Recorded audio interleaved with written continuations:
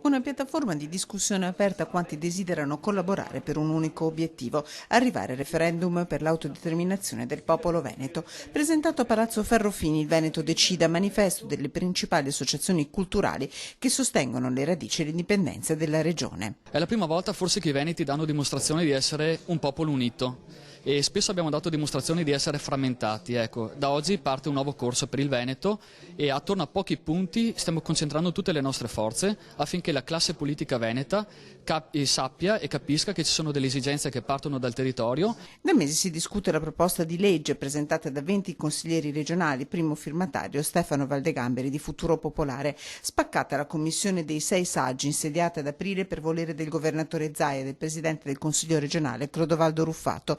Uno stop solo parziale, precisa uno dei membri, Luca Azzano Cantarutti, presidente di Indipendenza Veneta.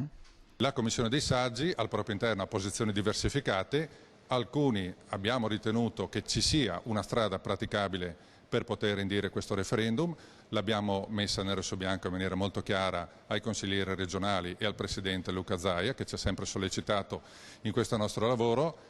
Una strada è aperta, adesso diventa una questione di volontà politica. E la politica, che ha incassato i sì di Lega, di parte del PDL e ampie aperture dalla sinistra, sarà chiamata a una prima discussione in un Consiglio regionale straordinario martedì 30 luglio.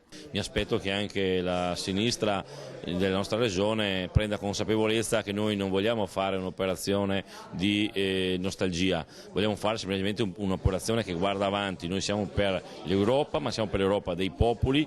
Un referendum da fare, ma non a spese della regione. Per questo dalla Lega arriva una proposta. Noi chiediamo che questo venga fatto anche non a spese della collettività veneta, in maniera di rispettare anche coloro i quali la pensano diversamente, e per questo che noi vorremmo creare una fondazione, abbiamo fatto degli emendamenti al progetto di legge. Appuntamento al 30 luglio, mi auguro, per decidere, non semplicemente per discutere.